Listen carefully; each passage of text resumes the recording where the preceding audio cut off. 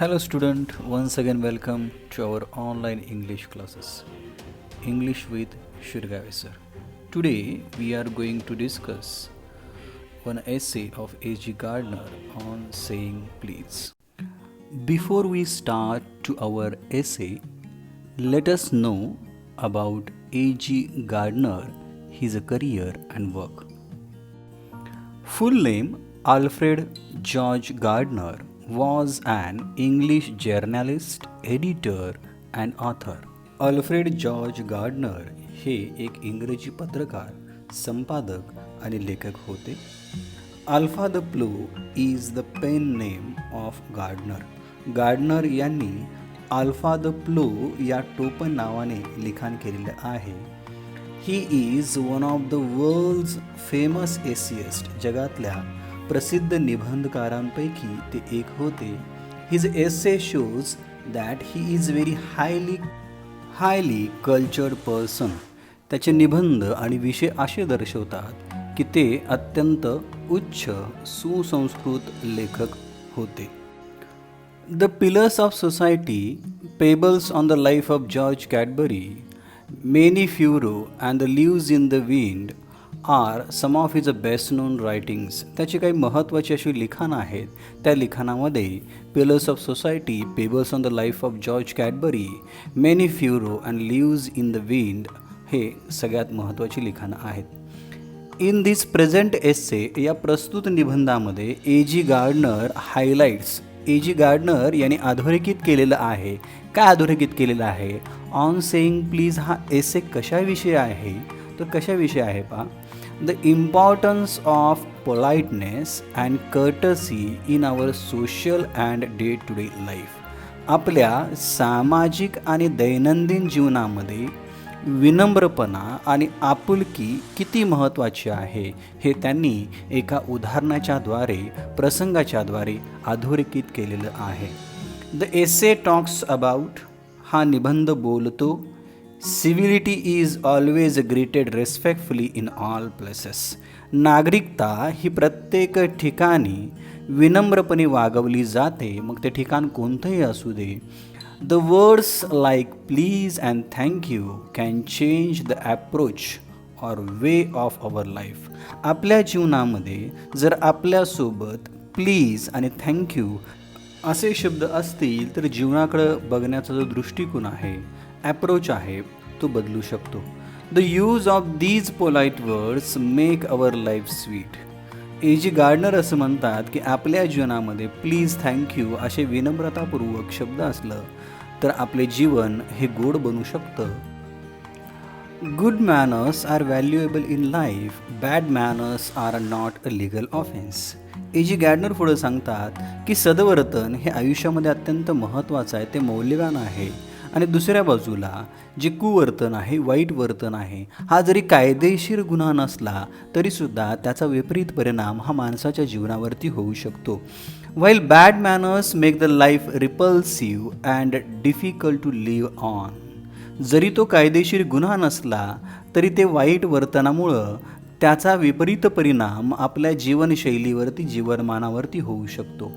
The writer represent two different occasions of good manners and bad manners through the liftman and the bus conductor's behavior.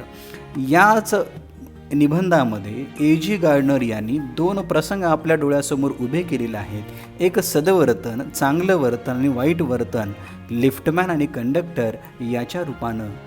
वाचक म्हणून आपल्याला ठरवायचं आहे की हा निबंध आपल्याला विचार करायला लावणार आहे, हा एसे आपल्याला विचार करायला लावणार आहे की आयुष्यामध्ये गुड मॅनर्स, सदवर्तन किती महत्त्वाचं आहे, त्याचा जीवनावरती पुढे कसा परिणाम होत जातो. आणि बॅड मॅनर्स हा जरी लिगल ऑफेन्स म्हणजे कायदेशीर गुन्हा नसला, कायद्यामध्ये जरी त्याला शिक्षा नसली तरी या वाईट वर्तनाचा आपल्या जीवनावरती कसा परिणाम होत जातो हा विषय आपल्यासमोर त्यांनी या प्रस्तुत निबंधामधून मांडलेला आहे.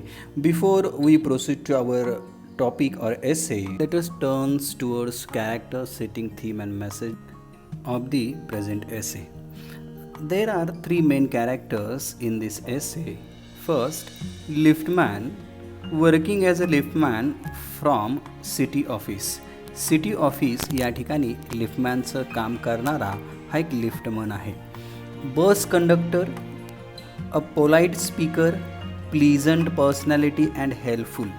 एक बस कंडक्टर व्यक्ती आहे जो बोलायला अत्यंत विनम्र आहे, प्लीजंट पर्सनॅलिटी अँड हेल्पफुल, सगळ्यांना मदत करणारा आणि अत्यंत आनंदी असणारा हा व्यक्ती आहे. आणि तिसरं कॅरेक्टर आहे स्वतः रायटर A.G. गार्डिनर. सेटिंग ही कथा घडते कुठे? The setting of the story city office lift, city ऑफिसच्या लिफ्टमध्ये, अँड सिटी बस, एक बस, असे दोन प्रसंग या कथेच्या बॅकग्राऊंडमध्ये आहेत. थीम काय आहे? द एसे कॅरीज सब्जेक्ट्स, या निबंधामध्ये असे विषय सोबत घेतलेले आहेत. कर्टसी, शिष्टाचार, सिव्हिलिटी, नागरिकता, नागरिकाची कर्तव्य, मोरॅलिटी, नैतिक तत्व, रिस्पॉन्सिबिलिटी, जबाबदारी, अँड सोशल मॅनरिझम, सामाजिक वागणूक. The theme of the essay on saying please is courtesy and the benefits of being courteous to others. याची मुख्य थीम, मध्यवर्ती कल्पना अशी सांगता येईल की समाजामध्ये राहत असताना एखाद्या व्यक्तीने जर शिष्टाचार दाखवला तर तो शिष्टाचार त्याच्याच फायद्याचा असतो, हे या निबंधामध्ये उदाहरण सादर केलेलं आहे. It is an apt remark of mannerism of people in the society. व्यक्तीने समाजामध्ये कशा पद्धतीनं वागलं पाहिजे याचं उदाहरण या ठिकाणी दिलेलं आहे. The writer wants people to be civil and courteous. लेखकाला असं वाटतं की लोकांनी समाजामध्ये वावरत असताना शिष्टाचार आणि नागरिकतेचे जे नियम आहेत ते नियम पाळले पाहिजेत. मेसेज, संदेश काय आहे? The present essay message about the importance of good manners. याच्यामधनं एकच संदेश दिलेला आहे, ते म्हणजे चांगल्या मॅनर्स, वागणुकीचे किंवा शिष्टाचाराचे महत्त्व. Even everyone should be civil and spread civility around. प्रत्येकाने आपली नागरिकता ओळखली पाहिजे आणि सर्वत्र चांगला शिष्टाचार याचा प्रसार केला पाहिजे. Similarly all should avoid bad manners because bad manners spread very quickly like infection. त्याचबरोबर A.G. गार्डनर सांगतात की प्रत्येकाने अशिष्टाचार, वाईट वागणं हे सोडून दिलं पाहिजे, टाळलं पाहिजे. कारण की अशिष्टाचार, वाईट वागणे हे एखाद्या रोगासारखं पसरू शकतं, त्याचा प्रादुर्भाव सगळ्यांना होऊ शकतो, असा मेसेज या धड्यामधून, या निबंधामधून दिलेला आहे. So let us start our essay. At the beginning of this essay, सुरुवातीला प्रसंग असा आहे सिटी ऑफिस आणि सिटी ऑफिसमधला लिफ्टमॅन, त्याच्या संबंधात घडलेला हा प्रसंग. The young liftman in a city office who threw a passenger out of his lift and the other morning and was fine for the offence was undoubtedly in the wrong. प्रसंग असा आहे, city ऑफिसमधल्या तरुण लिफ्टमननं एका पॅसेंजरला लिफ्टमधून बाहेर फेकलं आणि दुसऱ्या दिवशी सकाळी त्याला त्याच्या गुन्ह्याबद्दल दंड आकारण्यात आला. लिफ्टमननं पॅसेंजरला का काढले? रिझन काय होतं? Please see. It was a question of please. ही घटना घडण्यामागं कारण होतं तो शब्द म्हणजे please. The complainant entering the lift said top. जो तक्रारदार आहे, ज्याला बाहेर फेकलं गेलं, तो तक्रारदार असं म्हणतोय की लिफ्टमध्ये गेल्यानंतर मी फक्त म्हणालो टॉप, वर. The liftman demanded. याच्यावरती जो तरुण लिफ्टमॅन होता त्यानं अशी मागणी केली, टॉप प्लीज. त्यांना असं मला म्हणायला सांगितलं, top please. At this concession being refused, he not only decline the comply with the instruction but the hurl the passenger out of the lift. आणि त्या पॅसेंजरनं प्लीज हा शब्द वापरण्यास त्या सवलतीस नकार दिला आणि त्याचे पालन केले नाही. यामुळे त्या लिफ्टमननं त्या प्रवाशाला लिफ्टच्या बाहेर फेकून दिले. प्रसंग फार छोटा आहे पहा. लिफ्टमनला अशी अपेक्षा होती की मला यानं प्लीज असं म्हणावं आणि समोरच्या व्यक्तीनं नकार दिल्यामुळं त्यानं त्या लिफ्टच्या बाहेर त्याला फेकून दिलं. आणि जो पॅसेंजर होता तो कंप्लेनंट, त्यानं तक्रार केली आणि त्या तक्रारीची दखल घेऊन दुसऱ्या दिवशीच्या सकाळी त्या तरुण लिफ्टमनला दंड झाला. This of course was carrying a comment on manner too far. यावरती प्रत्येकांच्या वेगवेगळ्या प्रतिक्रिया असू शकतात. आणि मतप्रवाह असू शकतात. म्हणून A.G. गार्डनर यांनी ऑन सेईंग प्लीज या निबंधासाठी हा विषय आपल्यासमोर चर्चेच्या निमित्त ठेवलेला आहे. याच्यावरती वेगवेगळ्या पद्धतीनं कमेंट येऊ शकतात आणि इथून पुढं A.G. गार्डनर यांनी या चर्चेला सुरुवात केलेली आहे. प्रसंग आपल्या लक्षात आला असेल. Please see, discourtesy is not a legal offence. अशिष्टाचार किंवा शिष्टाचार न पाळणे हा भारतामध्ये किंवा इतर कुठंही कायदेशीर गुन्हा नाही आहे. किंवा एखाद्याला मी प्लीज नाही म्हटलं, एखाद्याचा आदर नाही केला तर हा गुन्हा होऊ शकत नाही. And it does not excuse, माफ करणे, ॲसल्ट अँड बॅटरी. अशिष्टाचारामध्ये हल्ला आणि व्हायलन्स आहे, हिंसा आहे, त्यालासुद्धा माफ केलं जाणार नाही. काय घडलं या परिस्थितीमध्ये? अशिष्टाचाराबरोबर ॲसॉल्ट टाईप ॲक्शन, हल्ला केल्यासारखी ॲक्शन लिफ्टमॅनच्या माध्यमातून झाली, कारण त्याला बाहेर हरल्ड, अक्षरशः फेकून दिलं. त्यामुळं लिफ्टमॅनवरती गुन्हा झालेला आहे. फक्त अशिष्टाचाराबद्दल कुणावरती गुन्हा नोंदवता येणार नाही. म्हणजेच या एसेच्या सुरुवातीला सांगितलेलं आहे की discourtesy is not a legal offence. अशिष्टाचार हा कायदेशीर गुन्हा नाही आहे. त्या अशिष्टाचाराबरोबर जर ॲसॉल्ट आणि बॅटरी असेल, ॲसॉल्ट अँड बॅटरी याचा अर्थ काय की एखादा हल्ला असेल तर तो गुन्हा आहे. परंतु पुढे उदाहरण असं दिलेलं आहे की काही असे प्रसंग आपल्या आयुष्यामध्ये येतात की त्याच्यामध्ये आपल्याला ॲसॉल्ट स्टँड घ्यावा लागतो, हल्ल्याची एक भूमिका घ्यावी लागते. मग तो कायद्यानं गुन्हा आहे का? की अशी घटना त्यांनी आपल्याला पुढे एक उदाहरण सांगितलेलं आहे की ज्या ठिकाणी असा एक छोटा हल्ला, पण त्याचं कारण महत्त्वाचं आहे, तो छोटा हल्लासुद्धा गुन्हा होऊ शकत नाही. प्लीज सी काय म्हणतात ते. If a burglar breaks in to my house, जर एखादा चोर माझ्या घरामध्ये शिरला, आय नॉक हिम डाऊन, मी त्याला खाली पाडलं किंवा मारलं, the law will acquit me, कायदा माझं संरक्षण करेल. And if I am physically assaulted it will permit me to retaliate with reasonable violence. आणि जर माझ्यावरती त्या चोरानं शारीरिक हल्ला केला तर कायदा मला परवानगी देतो ती स्वरक्षणाची, आणि त्याच्यामध्ये सुद्धा रिझनेबल व्हायलन्स. रिझनेबल व्हायलन्स याचा अर्थ काय? वाजवी हिंसा, थोडक्यात आपल्या स्वबचावासाठी रक्षणार्थ केलेली हिंसा.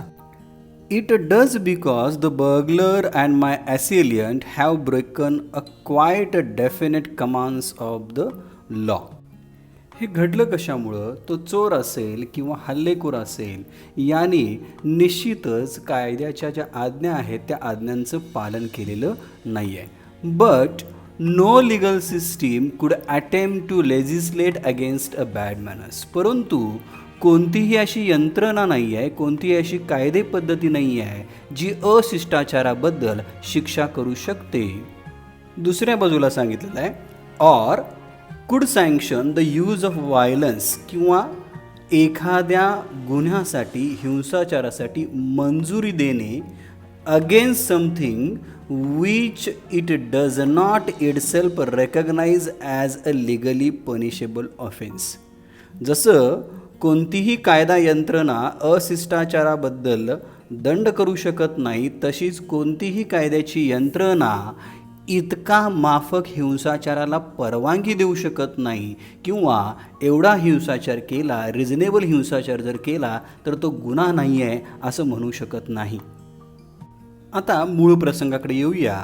लिफ्टमन आणि जो पॅसेंजर होता याच्याबद्दल पुढे A.G. गार्डनर सांगतात. And our sympathy with the liftman we must admit that the law is reasonable. आणि आपली जी सहानुभूती आहे ती या तरुण लिफ्टमॅनसोबत आहे, आणि आपण हे मान्यच केलं पाहिजे की कायदा हा मर्यादित आहे. It would never do if we were at liberty to box people's ear because we did not like their behavior or the tone of their voices or the scrawl on their faces. Gardner या ठिकाणी clearly सांगतात पहा, जरी आपल्याला स्वातंत्र्य दिलं, जरी कायद्याने आपल्याला स्वातंत्र्य दिलं, तर प्रत्येक व्यक्तीच्या अशिष्टाचाराबद्दल, त्याच्या चुकीच्या गोष्टीबद्दल आपण भांडू शकत नाही. टू बॉक्स पीपल्स इयर म्हणजे त्यांच्याशी भांडणे, दोन हात करणे. कारणं काय आहेत? Because we did not like their behaviour, तुमचं वर्तन आम्हाला आवडलेलं नाही आहे म्हणून आपण भांडू शकत नाही. Or the tone of their voices, किंवा त्यांचा आवाजामधला चढ उतारपणा. Or the scroll on their faces, किंवा एखाद्याच्या चेहऱ्यावरती 12 वाजलेले आहेत, त्याचा चेहरा आवडलेला नाही आहे किंवा त्याचा चेहरा भांडखोर आहे म्हणूनसुद्धा आपण काहीही करू शकत नाही. आणि जर आपल्याला शासनानं परवानगी दिली की अशा व्यक्तींच्याबरोबर तुम्हाला 2 हात करायला परवानगी आहे, तर काय घडेल? Our fists would never be idle and the gutters of the city would run with blood all day. मग आपल्या मुठी कधीच निष्क्रिय किंवा शांत असणार नाहीत, त्या नेहमी एकमेकांच्या चेहऱ्यावरती ठोसे देत राहतील आणि याचा परिणाम होईल की शहरामधल्या सगळ्या गटारींच्यामध्ये रक्त वाहताना आपल्याला दिसेल. म्हणजेच ए.जी. गार्डनरनं काय सांगायचं आहे की इतरांच्या शिष्टाचाराबद्दल, इतरांच्या वागणुकीबद्दल आपल्याला कायदेशीररित्या काहीच करता येत नाही, आपण त्यांच्यावरती हल्ला करू शकत नाही आहे. या प्रसंगामध्ये हेच घडलेलं आहे की कायदा हा पॅसेंजर त्याला सांगू शकत नाही की तू शिष्टाचारानं बोललं पाहिजेस, असं कायद्याला सांगता येत नाही. I may be as uncivil as I may please and the law will protect me against violent retaliation. मी जशास तसं अप्रामाणिकाबरोबर अप्रामाणिक, प्रामाणिकाबरोबर प्रामाणिक असं राहू शकतो. कायदा मला फक्त काय करेल? हिंसक सूड घेण्यापासून माझं संरक्षण करू शकतो. I may be haughty or boorish and there is no penalty to pay except the penalty of being written down an ill-mannered fellow. जर मी गर्विष्ठपणे आणि उद्धटपणे वागलो तर त्याला कोणतीही पेनाल्टी, दंड भरावा लागणार नाही. अपवादात्मक परिस्थितीमध्ये काय होईल? मला समाजामध्ये उद्धट व्यक्ती आहे असा टॅग लावला जाईल, असा लेबल लावला. The law does not compel me to say please. कायदा मला प्लीज किंवा कृपया म्हणायला भाग पाडू शकत नाही. ऑर किंवा to attune my voice to other people's sensibility, किंवा माझा आवाज अट्यून मिक्स करा टू अदर्स पीपल सेन्सिबिलिटी, इतर लोकांच्या भावना जपण्यासाठी तुमचा आवाजसुद्धा त्याच्यामध्ये मिसळा, असं कायदा मला भाग पाडू शकत नाही. any more than it says that I shall not wax my mustache or dye my hair or wear ringlets down my back. त्याच्यापेक्षाही आणखी पुढं जाऊन असं म्हणता येईल, मी माझ्या मिश्यांना किंवा केसांना रंग लावणार नाही आणि अंगठ्या ह्या मी उलट्या घालीन, याच्यावरती सुद्धा कायद्याचं नियंत्रण किंवा बंधन असणार नाही. It does not recognise the laceration of our feelings as a case of compensation. There is no allowance for moral and intellectual damage in these matters. A G. Gardner या ठिकाणी सांगतात की आपल्या नुकसान भरपाईसाठी किंवा तुम्ही किती अश्रू वाया घालवले याची केस तुम्हाला करता येणार नाही आहे. आपल्या भावना या नुकसान भरपाईसाठी आपण केस म्हणून करू शकत नाही. म्हणजेच काय? There is no compensation for laceration. आपल्या भावनासाठी, दुःखासाठी किंवा वाहणाऱ्या अश्रूंसाठी आपल्याला केस करता येत नाहीत. There is no allowance for moral and intellectual damage in this matters. नैतिक किंवा बौद्धिक हानी यासाठी आपण नुकसान भरपाई या प्रकरणामध्ये मागू शकत नाही. थोडक्यात काय? गव्हर्मेंट किंवा कायदे हे कशावरती गृहीत आहेत? तर एखादा ॲसॉल्ट, शारीरिक हिंसा ते ग्राह्य धरतात. मानसिक हिंसा किंवा मानसिक नुकसान भरपाई, भावना दुखावणे या गोष्टी गव्हर्मेंटच्या नियमामध्ये किंवा कायद्याच्या नियमामध्ये बसत नाहीत. मग पुढे सांगितलेलं आहे, this doesn't mean that the damages are negligible. याचा अर्थ मुळीच असा नाही आहे की हे जे नुकसान आहे, मग मानसिक असेल किंवा भावनिक असेल, ते प्रमाण अत्यंत नगण्य आहे आणि दुर्लक्ष करण्यासारखं आहे. इट इज प्रोबॅबल, मग ही शक्यतासुद्धा जास्त आहे, that the liftman was much more acutely hurt, की या प्रसंगामध्ये लिफ्टमनला मानसिक दुखापत जास्त झाली असेल by what he regarded as a slur upon his a social standing. आणि आपल्याला रिस्पेक्टफुली बोलवलं जात नाही किंवा सांगितलं जात नाही, हा त्याला त्याच्या सामाजिक दर्जाचा अपमान करण्यासारखं होतं. म्हणजे या ठिकाणी सोशल स्टँडिंग याचा अर्थ काय, की नोकरीमध्ये एखादं कमी महत्त्वाच्या पदावरती काम करणं, तर माझ्या अशा सामाजिक स्थितीमुळं, सामाजिक कमीपणामुळं मला रिस्पेक्टफुली बोलवलं जात नाही का, हा सेल्फ रिस्पेक्टचा अपमान त्याला वाटला. म्हणून तो म्हणतोय than he would have been if, आणि मग जर त्यानं he had a kick on the shins, जर लात घातली असती तर त्या माणसानं चाललं असतं, for which he could gave got a legal redress. आणि त्या समोरच्या पॅसेंजरनं जरी लात मारली असती पायावरती तरी चाललं असतं, त्याच्यावरती कायदेशीर कारवाई झाली असती. परंतु the pain of a kick on the shins soon passes away, but the pain of a wound of our self respect or a vanity may poison whole day. अत्यंत महत्त्वाचं वाक्य सांगितलेलं आहे. एखादी लागलेली वेदना, मग पायावरती असू दे किंवा कुठेही असू दे, त्या वेदना काही वेळानंतर कालांतरानं कमी होऊन जातात. पण एखाद्याच्या स्वाभिमानाला, एखाद्याच्या अभिमानाला, एखाद्याच्या सामाजिक स्थितीला जर वेदना होत असतील तर त्या वेदनेमुळं संपूर्ण दिवस हा वाया जातो, असं या ठिकाणी सांगितलेलं आहे. म्हणजे लिफ्टमॅनला त्याचा स्वाभिमान, त्याचा अभिमान, त्याच्या नोकरीबद्दल हा रिस्पेक्ट होता. I can imagine that liftman denied the relief of throwing the author of his wound out of the lift, brooding over the insult by the hour and visiting his wife in evening as the only way to restoring the equilibrium. लेखक म्हणतो I can imagine that liftman, मी त्या लिफ्टमॅनची कल्पना करू शकतो. Denied the relief of throwing the author of his wound out of lift, त्यानं खऱ्या अर्थानं आपल्या परिस्थितीच्या होणाऱ्या वेदना ह्या बाहेर फेकून दिलेल्या आहेत. Brooding over the insult by the hour, त्याला त्या वेदना घटना घडल्यानंतर तासभर जाणवत असतील. And visiting his wife in the evening, the only way to restoring his equilibrium, तो प्रसंग घडल्यानंतर बराच कालावधीपर्यंत त्याला या घटनेच्या वेदना होत असणार आहेत. जरी ही घटना घडून गेली असली तरी म्हणजे संपूर्ण दिवस, त्याच्या कामाचा दिवस हा या वेदनेमध्येच गेलेला आहे. आणि जेव्हा संध्याकाळी तो आपल्या पत्नीकडे परत जातो त्याच वेळेला कुठेतरी हा समतोल साधण्याचा प्रयत्न झालेला आहे. For there are few things more catching than bad temper and bad manners. Gardner सांगतात की अशा काही गोष्टी आहेत ज्या वाईट स्वभाव किंवा लोकांचे वाईट शिष्टाचार त्याच्यापेक्षाही वेगवेगळ्या घटना घडताना दिसतात. ते उदाहरण सांगताना त्याने एक उदाहरण दिलेलं आहे.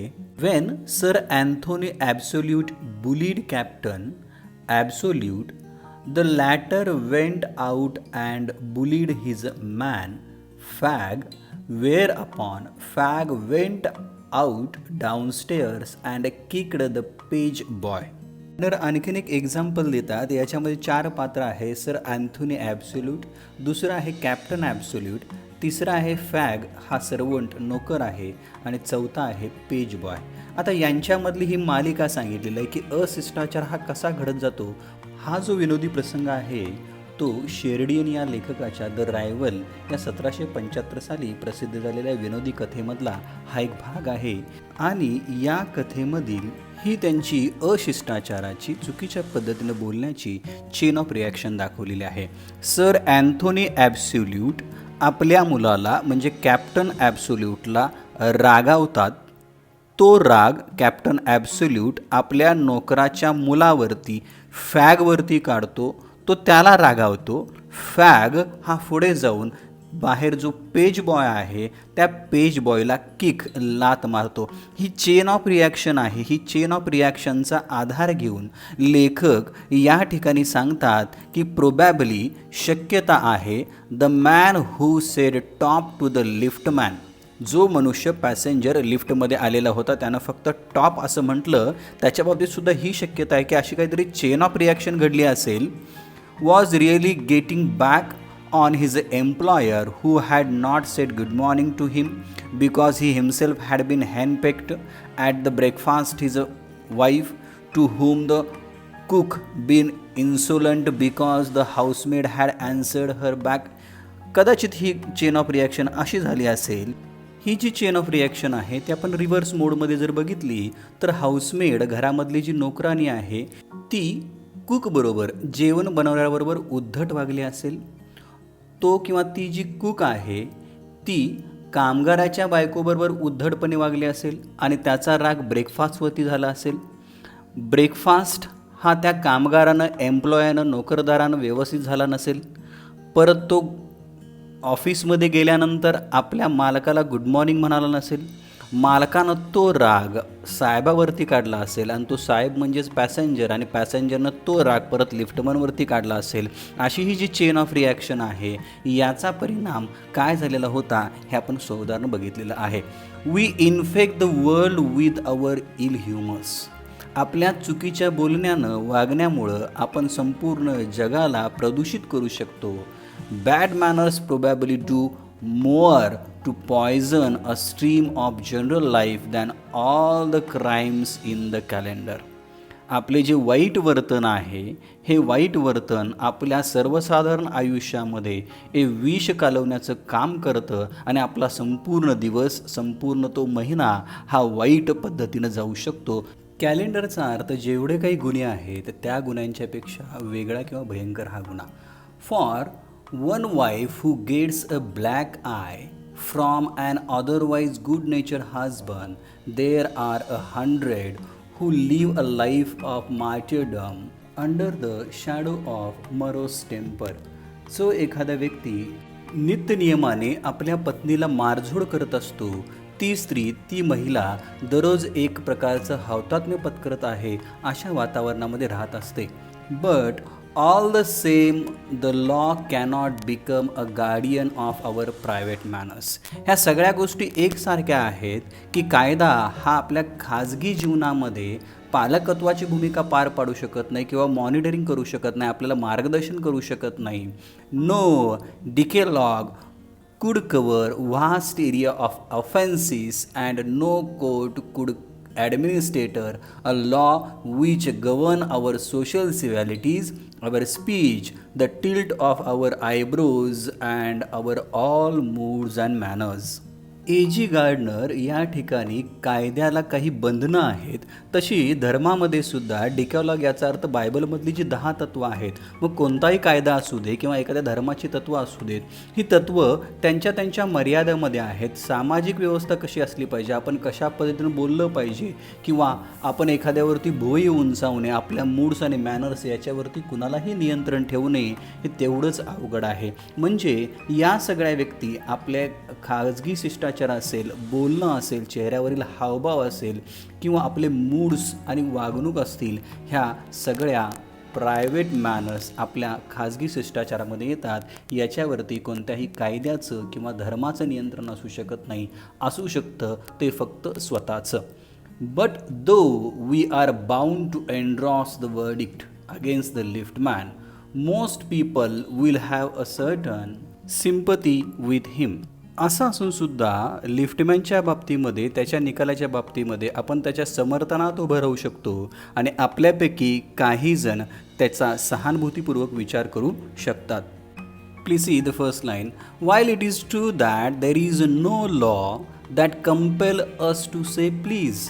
हे जितकं सत्य आहे की आपल्याला कोणताही कायदा प्लीज किंवा कृपया असे रिस्पेक्टफुल शब्द म्हणायला भाग पाडू शकत नाही. There is a social practice much older and much more sacred than any law which enjoins us to be civil. परंतु कायद्याव्यतिरिक्त जी सामाजिक पद्धती आहे ही इतकी जुनी आहे आणि इतकी पवित्र आहे, आपल्याला सामाजिक सलोखा राखण्यासाठी, आनंदी जीवन जगण्यासाठी या गोष्टी अत्यंत गरजेच्या आहेत, असं A.G. गार्डनर या ठिकाणी मत मांडतात. And the first requirement of civility is that we should acknowledge a service. आणि नागरिकतेची आणि ही नागरिकता जपण्यासाठी पहिली गरज आहे की आपण आपल्या चांगल्या सेवेची पावती ही समाजाला दिली पाहिजे. Please and thank you are the small change with which we pay our way as a social being. एक सामाजिक व्यक्ती म्हणून, समाजामध्ये राहणारा व्यक्ती म्हणून थँक्यू आणि प्लीज, कृपया आणि आभार आहे असे छोट्या शब्दांनी आपण आपल्या समाजाच्या सेवेची पावती ही समाजात देऊ शकतो. एक चांगला बदल समाजामध्ये घडवू शकतो. शिष्टाचारापासून आपण सुरुवात करता येईल. They are the little courtesies by which we keep the machine of life oiled and running sweetly. सुंदर उदाहरण या ठिकाणी सांगितलेलं आहे. पहा की हे छोटे शिष्टाचार व्यक्त करणारे शब्द आहेत, पण हा समाजाचा जो गाडा आहे, आपल्या जीवनाचा जो गाडा आहे, हे जे मशीन आहे, हे मशीन जर स्मूथली चालायचं असेल तर त्याच्यामध्ये वंगण जे घालावं लागेल ते वंगण किंवा तेर हे शिष्टाचाराचं असणार आहे. अशिष्टाचाराचं वंगण घातलं तर हा सामाजिक गाडा कुठंतरी अडकून बसेल, असं स्पष्ट मत या ठिकाणी ए.जी. गार्डनर यांनी सांगितलेलं आहे. To put our intercourse upon a basis of friendly cooperation and easy give and take instead on the basis of superiors dictating to the inferiors. हा समाजाचा रहाटगाडगा असेल किंवा संभाषण असेल, इंटरकोर्स एकमेकांच्यामधलं बोलणं असेल, तर हे बोलणं चांगल्या पद्धतीनं सहकार्यशील कसं बनवता येईल, तर याच्यामध्ये गिव्ह अँड टेक, एकमेकाची देवाणघेवाण केली पाहिजे आणि एकमेकांच्या देवाणघेवाणीमधनंच सामाजिक सख्य राहू शकतं. याच्या विपरीत जर आपण उच्च आणि नीच असा भेदभाव करत गेलो तर हा सामाजिक गाडा, जे सामाजिक मशीन आहे, ते कुठंतरी अडकल्याशिवाय राहणार नाही. It is a very vulgar mind that would wish to command where he can have the service for asking and have with willingness for a good feeling instead of resentment. A G. Gardner या ठिकाणी vulgar mind म्हणजे काय सांगतात की ते मन अत्यंत वाईट असेल, ज्या मनामध्ये इच्छा असेल इतरांच्यावरती आज्ञा लादण्याची, तसं काहीच गरज नाही आहे.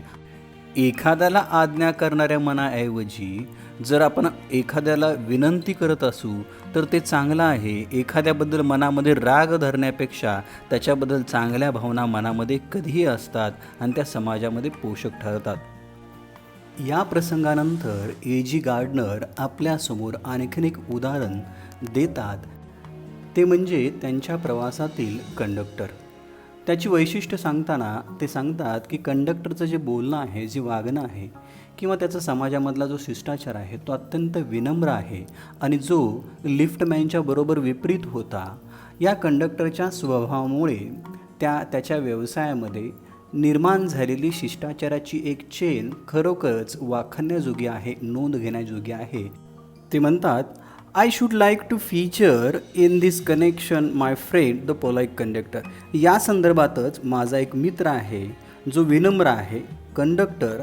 त्याची काही वैशिष्ट्य मी या ठिकाणी सांगत आहे. By this discriminating title I don't intend to suggest a rebuke to conductors generally. लेखक म्हणतोय की मी हे पाहिलेलं उदाहरण आहे, फक्त या ठिकाणी उदाहरणादाखल मी एका कंडक्टरचं उदाहरण देतोय जो सभ्य आहे आणि ते उदाहरण देत असताना इतर जे कंडक्टर आहेत आणि याच्यामध्ये मला भेदभाव करायचा नाही, डिस्क्रिमिनेटिंग करायचं नाही. म्हणजे कुणीही असा गैरसमज करून घेऊ नये की हा कंडक्टर सगळ्या कंडक्टरमध्ये चांगला आहे. मला जो अनुभव आला आहे तो अनुभव मी तुमच्यासमोर मांडत आहे. ऑन द कॉन्ट्ररी, दुसऱ्या बाजूला I am dispose to think that there are few classes of man who come through the ordeal of a very trying calling better than bus conductors do. लेखक म्हणतोय की मी या निमित्तानं असंही सांगतो की या कंडक्टर क्षेत्रामध्ये काही जण आयुष्यामधली अत्यंत महत्त्वाची परीक्षा देऊन चांगले प्रयत्न करून या कंडक्टर सेवेमध्ये आलेले आहेत आणि याच्यापेक्षाही खूप चांगली काम करणारी लोकं आहेत. मी फक्त मला आलेला अनुभव जो सभ्य किंवा नम्र कंडक्टर आहे त्याचा सांगतो. याच्या व्यतिरिक्तसुद्धा काही कंडक्टर वर्ग असा आहे जो अत्यंत प्रयत्नशील राहून, ज्यानं सत्व परीक्षा दिलेली आहे, आयुष्यामध्ये अनंत अडचणी बघितलेल्या आहेत आणि ते चांगलं काम करतायत. पण मला आलेला अनुभव, मला आलेल्या नम्र कंडक्टरचं उदाहरण आपल्या इथं देऊ इच्छितो. Here and there you will meet an unpleasant specimen who regards the passenger as his natural enemies. आपण इकडं तिकडं बरेचसे असे नमुने बघतो जे अनप्लीजंट आहेत, त्यांचं आपल्याला वागणं आवडत नाही. त्या कंडक्टर्सना पॅसेंजर म्हणजे आपले नैसर्गिक शत्रू आहेत असं वाटत असतं. As a creature who chief purpose on the bus is to cheat him and who can only be kept reasonably honest by a loud voice and an aggressive manner. A G Gardiner आणखी एका conductor वर्गाचं उदाहरण देतात की काही असे नमुने असतात त्यांना वाटतं की प्रवासी हा म्हणजे आपला एक नैसर्गिक शत्रू आहे आणि त्याच्यावरती जर नियंत्रण ठेवायचं असेल तर त्याला मोठ्या आवाजामुळे आणि रागानंच नियंत्रण ठेवता येतं, कारण की ते प्रवासी मुळातच बसमध्ये किंवा प्रवास करत असताना फसवण्यासाठी, तिकीट न काढता प्रवास करण्यासाठी चढलेले असतात, असा ग्रह करून घेणारे नमुनेसुद्धा बऱ्याच ठिकाणी आपल्याला भेटतील. परंतु धिस टाईप इज रेअर. हा जो वर्ग आहे असा विचार करणारा तो रेअर आहे, दुर्मिळ आहे.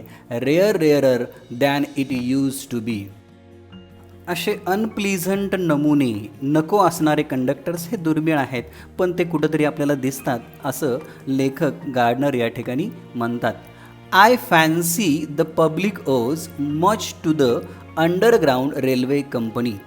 लेखक लंडनमधल्या रेल्वे आणि बस कंपनीचं उदाहरण देताना सांगतो की जनतेनं या कंपनीचं आभार मानलं पाहिजेत, कारण म्हटलेलं आहे पहा, which also runs the buses. ही जी रेल्वे कंपनी आहे ती बसेस सेवासुद्धा देतात. For insisting on a certain standard of civility in its servant.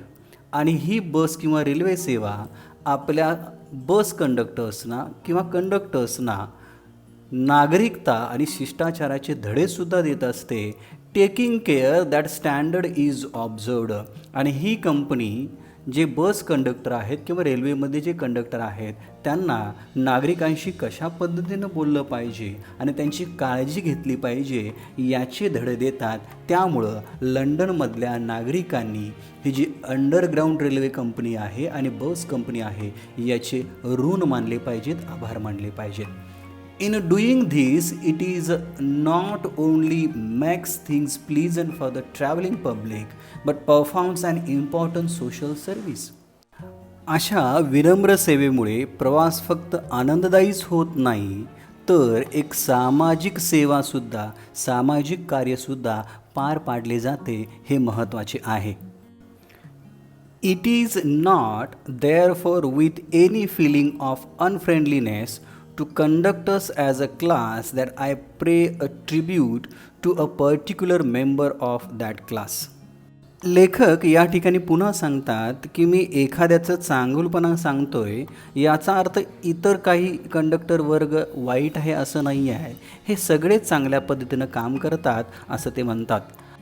असं असलं तरीसुद्धा या ठिकाणी मी एका विशिष्ट व्यक्तीला सलाम करतो जो या वर्गाचा घटक आहे. आता लेखकनं त्या सभ्य आणि नम्र कंडक्टरबद्दल सांगायला सुरुवात केलेली आहे की कशा पद्धतीनं त्याची ओळख त्याच्याबरोबर झाली. I first became conscious of his existence one day when I jumped on the bus and found that I had left home without any money in my pocket. एके दिवशी अचानकपणे या सदग्रहाच्या अस्तित्वाची मला जाणीव झाली, जेव्हा मी बसमध्ये उडी मारून चढलो आणि नंतर माझ्या लक्षात आलं की माझ्या खिशामध्ये माझं पाकीट नाही आहे, जे घरी विसरलेले आहे. Everyone has had the experience. प्रत्येकाला असा कधी ना कधी अनुभव आलेलाच असतो की आपण गडबडीमध्ये बसमध्ये जातो आणि आपलं पॉकेट किंवा पैसे हे घरामध्ये विसरलेले असतात. And knows the feeling. मग त्यावेळेला काय वाटत असतं हे आपल्याला माहिती आहे. The mix feeling. माझ्या मनामध्ये संमिश्र भावना होत्या. Which the discovery arouses. वेगवेगळे शोध आता मनामध्ये येऊ लागले. You are annoyed. तुम्ही काळजीमध्ये पडता because you look like a fool at the best and like a knave at the worst. आपल्याला त्या प्रसंगी वाटतं की या सगळ्या शाण्यांच्यामध्ये मी एकटाच मूर्ख आहे जो घरामध्ये पाकीट विसरलो, आणि आपल्याला आपण अप्रामाणिक असल्याची भावना निर्माण होते किंवा सगळेजण आपल्याकडे त्या दृष्टिकोनातून बघत असतात. You would not to be at all surprised if the conductor eyed you coldly as much as to say, yes, I know that stale old trick, now then, off you get. आपल्याला याच्यावरती काहीच आश्चर्य वाटायला नको जर त्या कंडक्टरनं अत्यंत शांतपणे आपल्याकडे एकटक नजर लावली आणि तो म्हणाला, मला माहिती आहेत या सगळ्या जुन्या ट्रिक आहेत, युक्त्या आहेत, तू आता या बसमधून किंवा रेल्वेमधून खाली उतर. विद्यार्थी मित्रो, या पुढील भाग आपण आपल्या नेक्स्ट लेक्चरमध्ये बघणार आहे on saying please explanation part 2. So keep watching, बघत रहा. Thank you very much.